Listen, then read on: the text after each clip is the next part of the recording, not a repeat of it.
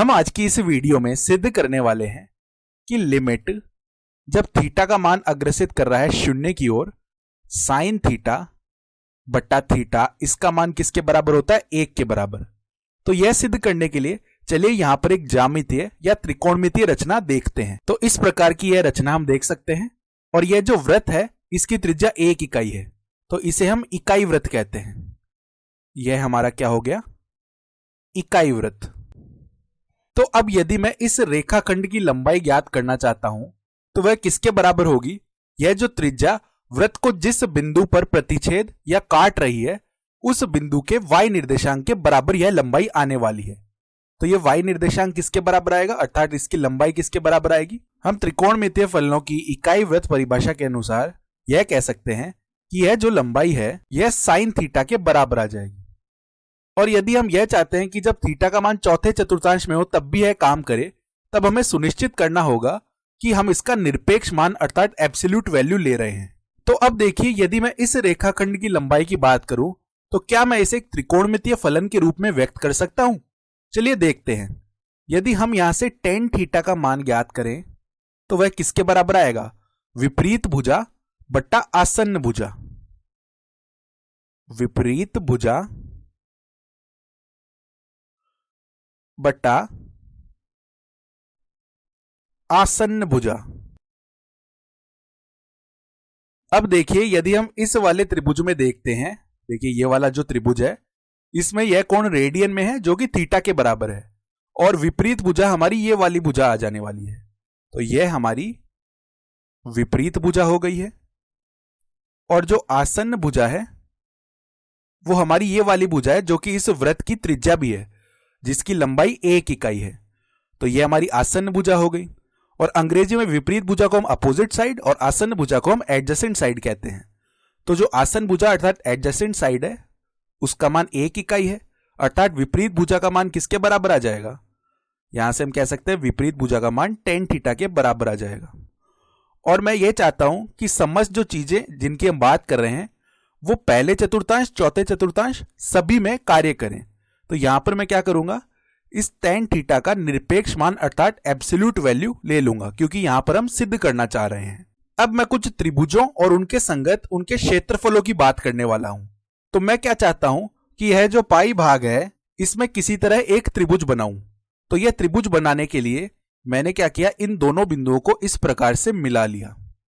तो अब मैं कौन से त्रिभुज के क्षेत्रफल की बात कर रहा हूं जिसे अब हम छायांकित कर रहे हैं? देखिए ये वाला त्रिभुज। और त्रिभुज के क्षेत्रफल के बारे में हम जानते हैं, त्रिभुज का क्षेत्रफल क्या होता है? 1/2 गुणा आधार गुणा ऊंचाई। और आधार हमें पता है 1 इकाई होगा जो कि वृत्त की त्रिज्या है, और ऊंचाई क्या होगी? यह निरपेक्ष मान साइन थीटा का। तो इसका यदि क्षेत्रफल बोलें तो कितना हो जाएगा? 1/2 गुणा में 1 गुणा में साइन थीटा का निरपेक्ष अर्थात एब्सोल्यूट मान। तो इसे हम वापस लिख सकते हैं यहां पर। चलिए इसे पुनः लिख लेते हैं। ये क्या बन जाएगा? मॉड ऑफ साइन थीटा अर्थात साइन थीटा का निरपेक्ष मान बट्टा 2। तो अब देखिए, मैं उस भाग का क्षेत्रफल निकालना चाहता हूं जिसकी सीमा को लाल रंग से छायांकित किया गया है। तो ये वाला जो भाग है इसका क्षेत्रफल मुझे बताना है, अर्थात ये वाला जो पूरा भाग है इसका क्षेत्रफल क्या आ रहा होगा। तो हमें पता है कि एक वृत्त में पूरा घूमने के लिए हमें 2 पाई रेडियन कोण चलना पड़ेगा, और यहां पर यह थीटा कोण है, अर्थात थीटा बट्टा में 2 पाई गुना, अब इस वृत्त का क्षेत्रफल कितना आ जाएगा? पाई गुणा में 1 का स्क्वायर, क्योंकि इसकी त्रिज्या 1 इकाई ही है। तो 1 का स्क्वायर गुणा में पाई करेंगे तो यहां पे केवल पाई आ जाएगा, पाई से पाई कट जाएगा, तो ये थीटा बट्टा में 2 आ गया। तो चलिए यहां पर हम लिख लेते हैं थीटा बट्टा 2।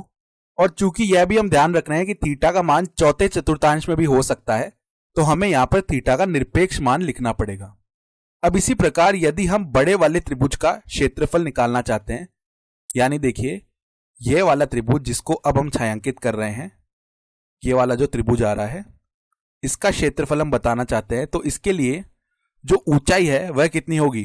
tan थीटा का निरपेक्ष मान, और इसके लिए आधार या त्रिज्या होगी जो कि 1 इकाई है। तो इसका जो क्षेत्रफल है वह कितना आ जाएगा? 1/2 गुणा में आधार कितना है? 1 इकाई गुणा में जो ऊंचाई है मॉड ऑफ tan थीटा अर्थात tan थीटा का निरपेक्ष मान। तो इसको भी हम लिख लेते हैं। ये क्या आ जाएगा? मॉड ऑफ tan थीटा बट्टा में 2। अब यदि इन तीनों क्षेत्रफलों को हम तुलना रूप में लिखना चाहें, अर्थात इनकी तुलना करना चाहें, तो किस प्रकार कर सकते हैं?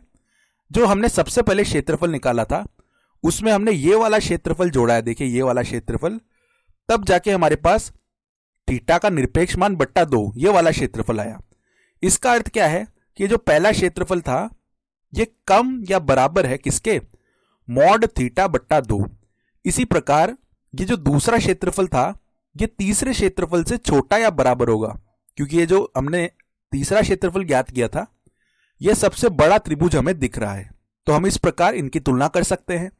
अब यदि हमने यह लिख दिया है तो इसको आगे बढ़ाते हैं। यहां पे हम 2 से गुणा कर लेते हैं इस पूरी असमीका में, तो हमें देखिए क्या मिलेगा। साइन थीटा का निरपेक्ष मान छोटा या बराबर है किसके? थीटा का निरपेक्ष मान छोटा या बराबर है किसके? टेन थीटा का निरपेक्ष मान। अब हम आगे क्या कर सकते हैं? टेन थीटा को किस प्रकार लिखा जा सकता है? देखिए मॉड साइन थीटा, ये तो ऐसे का ऐसा है, छोटा या बराबर है किसके? मॉड थीटा छोटा या बराबर है किसके? मॉड टेन थीटा, अर्थात टेन थीटा के निरपेक्ष मान को लिख सकते हैं मॉड साइन थीटा बट्टा मॉड कॉस थीटा, इस प्रकार से लिखा जा सकता है।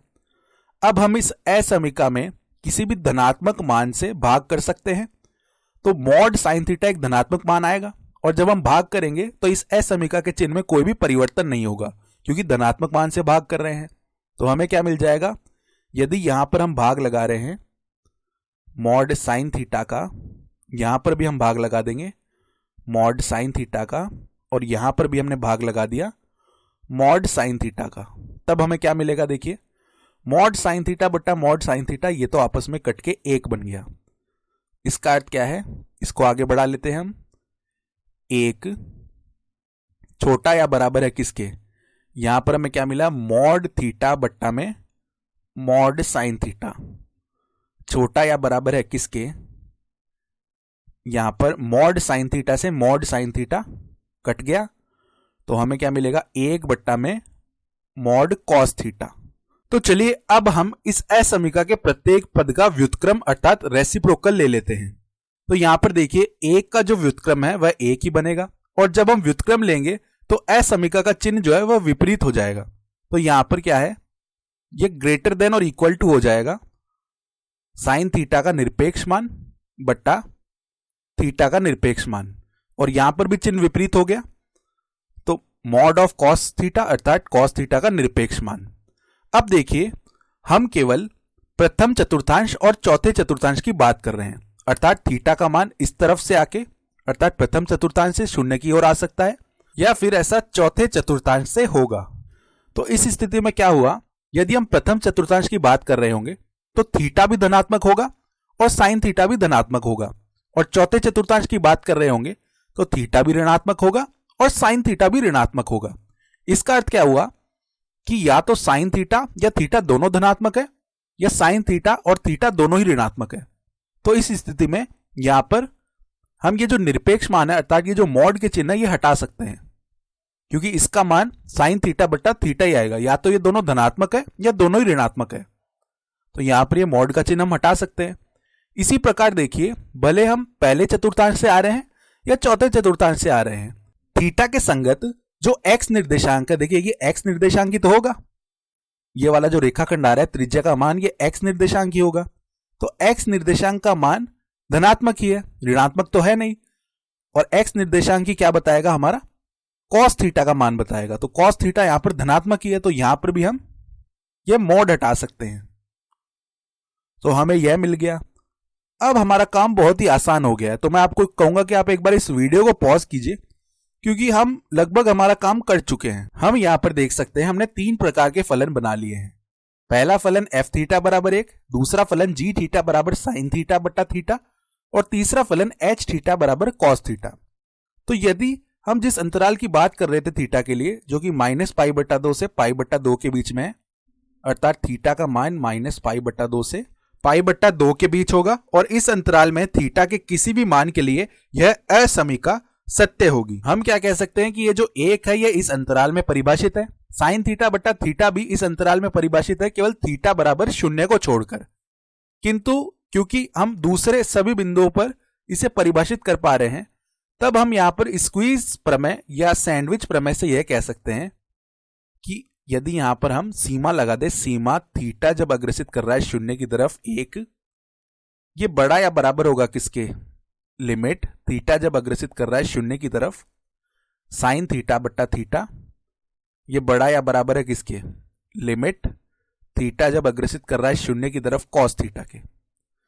तो अब देखिए यह जो मान है यह तो 1 के बराबर आ जाएगा। अब देखिए लिमिट कॉस थीटा जब थीटा शून्य की तरफ अग्रसित कर रहा है, क्योंकि कॉस थीटा एक संतत अर्थात कंटिन्यूअस फंक्शन है, तो जब थीटा शून्य की ओर अग्रसित कर रहा होगा तो इसका मान cos 0 अर्थात 1 हो जाएगा। तो अब देखिए इस सीमा का मान 1 से छोटा या बराबर है और 1 से बड़ा या बराबर है। यह तो तभी संभव हो सकता है जब इस सीमा का मान 1 के बराबर हो। अर्थात यहां से हम क्या लिख सकते हैं कि लिमिट साइन थीटा बट्टा थीटा जब थीटा शून्य की ओर अग्रसित कर रहा है इसका मान 1 होगा, और यही तो हमें यहां पे सिद्ध करना था, तो हमने सिद्ध कर दिया।